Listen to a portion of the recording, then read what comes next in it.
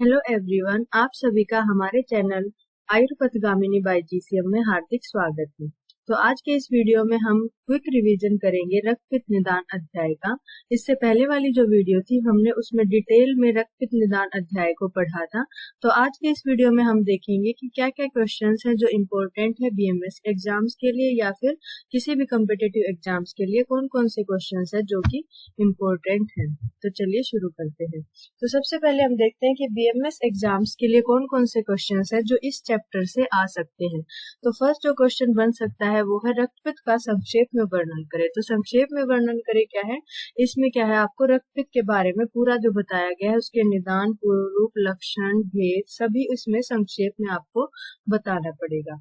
उसके बाद है रक्तपित्त के पूर्व रूपों का वर्णन करें। तो इसमें क्या है 2 या 3 नंबर में ये क्वेश्चन आपका आ सकता है। इसमें है कि रक्तपित्त के जो पूर्व रूप बताए गए हैं खाली वो आपको इसमें एक्सप्लेन करने पड़ेंगे। उसके बाद है रक्तपित्त के मार्गों का वर्णन करें। तो रक्तपित्त के जो मार्ग हैं वो आपको बताने पड़ेंगे कि ऊर्ध्व मार्ग से जो आता है रक्तपित्त, अधो मार्ग से जो आता है और जो उभय मार्ग से आता है वो सभी इसमें आपको एक्सप्लेन करने पड़ेंगे। उसके बाद है रक्तपित्त के उपद्रव क्या क्या है। तो उपद्रव इससे पहले वाली वीडियो में हमने पढ़े थे डिटेल से क्या क्या उपद्रव बताए गए हैं रक्तपित्त के, तो वो सभी इसमें आपको लिखने हैं। ये 2 या 3 नंबर में ये क्वेश्चन आपको आ सकता है। उसके बाद है साध्य असाध्यता के आधार पर रक्तपित्त का वर्णन करें। तो क्या है साध्य असाध्यता के आधार पर, तो रक्तपित्त के जो भी भेद बनते हैं, कौन सा रक्तपित्त साध्य है, कौन सा याप्य है, कौन सा असाध्य है, इसके साथ साथ उसके जो कारण है कि कोई साध्यता के कारण क्या है, असाध्य होने के कारण क्या है और याप्य होने के कारण क्या है, वो सभी आपको इसमें एक्सप्लेन करने पड़ेंगे। उसके बाद है रक्तपित्त का चिकित्सा सूत्र बताएं। तो रक्तपित्त का जो चिकित्सा सूत्र बताया गया है प्रतिमार्गम च हरणम रक्तपित्तम विधीयते। तो क्या है रक्तपित्त में प्रतिमार्ग से जो चिकित्सा बताई गई है, प्रतिमार्ग से दोषों का हरण बताया गया है कि ऊर्ध्व जो मार्ग में अगर रक्तपित्त स्थित होता है या वहां से स्रावित होता है तो क्या है अधोग मार्ग से दोषों को निकालना है। तो ये जो चिकित्सा सूत्र बताया गया है ये इसमें आपको एक्सप्लेन करना पड़ेगा।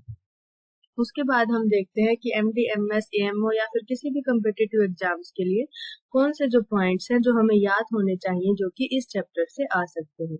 तो फर्स्ट पॉइंट है आचार्य चरक ने रक्तपित्त को क्या संज्ञा दी है। तो आचार्य चरक ने रक्तपित्त को क्या संज्ञा दी है, लोहित पित्त संज्ञा दी है।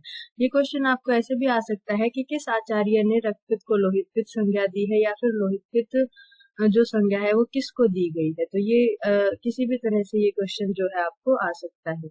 उसके बाद है आचार्य चरक ने रक्तपित्त का वर्णन सामान्यस व नानात्मस दोनों विकारों में किया है। तो आचार्य चरक ने विकार बताए हैं, सामान्यस विकार भी और नानात्मस विकार भी बताए हैं। तो दोनों के अंदर क्या है रक्तपित्त को उन्होंने मेंशन किया है। उसके बाद है रक्तपित्त की निरुक्ति। तो हमने इससे पहले वाली वीडियो में रक्तपित्त की निरुक्ति पढ़ी थी कि पित्त के साथ रक्त के साथ संसर्ग होने से रक्त को दूषित करने के कारण और रक्त का गंध वर्ण जो है वो धारण करने के कारण जो दूषित पित्त है उसको क्या कहते हैं, रक्तपित्त कहते हैं। तो ये रक्तपित्त की निरुक्ति का श्लोक आपको दे सकते हैं कि ये किसके लिए कहा गया है। उसके बाद है रक्तपित्त का निदान। तो रक्तपित्त का निदान उसमें क्या इंपॉर्टेंट है, यदा जंतु यवक उद्दालक कोर्दुष्प्रायाण्य अन्नानि भुक्ते भ्रश उष्ण तीक्ष्णम अपि च अन्य अन्न जातम निष्पाव माश कुलत शूप शार। तो यहाँ तक क्या ये श्लोक इसमें इम्पोर्टेंट है। ये श्लोक रख के भी आपको इसमें पूछा जा सकता है कि ये किसके निदान बताए गए हैं। उसके बाद है महागदम महावेगम अग्निवत शीघ्रकारी च। तो ये क्या है, ये श्लोक रख के आपसे पूछा जा सकता है कि ये किसके लिए कहा गया है, कि कौन महागध है, महावेगवान है, अग्नि के समान शीघ्रकारी है, तो वो कौन है, रक्तपित्त है। उसके बाद है रक्तपित्त का विप्रकृष्ट कारण। तो रक्तपित्त का विप्रकृष्ट कारण हमने पढ़ा था कि दक्ष के यज्ञ का ध्वंस होने पर जो रुद्र के कोप से और अमर्ष रूपी अग्नि से संतप्त जो प्राणी थे उनके जो शरीर में रक्तपित्त की उत्पत्ति हुई थी। उसके बाद है कोर्दुष व गंडीर रक्तपित्त का निदान व पथ्य दोनों है। तो कोर्दुष व गंडीर क्या है, रक्तपित्त के निदान में भी दिए गए हैं और उसके जो पथ्य बताए गए हैं जब चिकित्सा स्थान में हम पढ़ेंगे रक्तपित्त को डिटेल से तो क्या वहाँ पे पथ्य में भी कोर्दुष व गंडीर बताए गए हैं। उसके बाद है रक्तपित्त का पूर्व रूप। तो पूरे श्लोक में से जो इम्पोर्टेंट पॉइंट्स हैं वो है शुक्त अम्ल गंध रस उद्गार छर्दी विभत्सता स्वर भेद मुखाद धूम आगमनम लोह लोहित मदस्य आम गंधी। तो ये सभी क्या है रख के आपसे पूछा जा सकता है कि ये किस डिजीज के पूर्व रूप बताए गए हैं। उसके बाद है स्वर भेद रक्तपित्त का पूर्व रूप व उपद्रव दोनों है। तो स्वर भेद क्या है, जब आप श्लोक पढ़ेंगे, इससे पहले वाली वीडियो में जो हमने पढ़े थे कि पूर्व रूप का श्लोक था और उपद्रव का श्लोक, तो दोनों में क्या है जो स्वर भेद है वो मेंशन किया गया है। उसके बाद है रक्तपित्त की संप्राप्ति। तो रक्तपित्त में कौन सा दोष है, वो दोष कौन सा इन्वॉल्व होता है, वो है पित्त। और दूष्य कौन सा होता है, रक्त। स्त्रोतस कौन से होते हैं, रक्त व स्त्रोतस। उद्गम स्थल क्या होता है, यकृत व प्लीहा। और स्त्रोतोदुष्टि कौन सी होती है, विमार्ग गमन। उसके बाद है रक्तपित्त में कौन सा पित्त दूषित होता है। जो पित्त के 5 टाइप बताए गए हैं कि उनमें से भी कौन सा पित्त जो है रक्तपित्त में दूषित होता है। तो रक्तपित्त में रंजक पित्त दूषित होता है, जबकि पांडु में क्या है, साधक पित्त दूषित होता है। उसके बाद है रक्तपित्त के मार्ग। तो श्लोक में जो वर्ड आया है मार्गो पुनरस्य द्वौ, तो उसके हिसाब से क्या है रक्तपित्त के जो मार्ग हैं वो 2 ही बताए गए हैं, ऊर्ध्व व अधः। इसमें आप 3 नहीं लगा सकते, जो श्लोक में कहा गया है 2, तो आपको 2 ही लगाना पड़ेगा।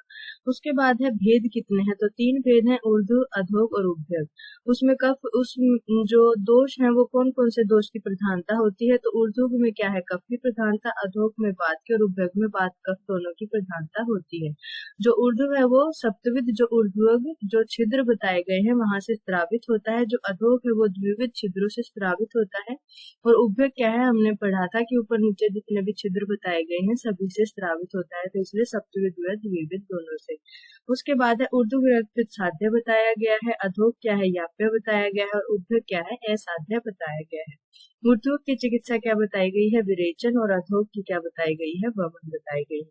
उसके बाद है रस का स्थान क्या है, हृदय। और रक्त का स्थान क्या है, यकृत और प्लीहा। ये भी आपसे पूछा जा सकता है। उसके बाद है रक्तपित्त का चिकित्सा सूत्र। तो प्रतिमार्गम च हरणम रक्तपित्ते विधीयते। प्रतिमार्ग से जो दोषों का हरण रक्तपित्त में बताया गया है, ये श्लोक रख के आपसे पूछा जा सकता है कि ये किसका चिकित्सा सूत्र है।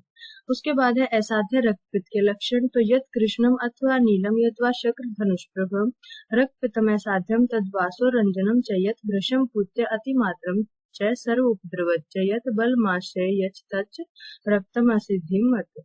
तो क्या है ये श्लोक, अगर इसकी एक्सप्लेनेशन आपको पढ़नी है तो इससे पहले वाली वीडियो में जाके आप देख सकते हैं। तो ये श्लोक का कोई भी पार्ट रख के आपसे ऐसे पूछा जा सकता है कि ये किसके लक्षण हैं, किसकी असाध्यता के लक्षण बताए गए हैं।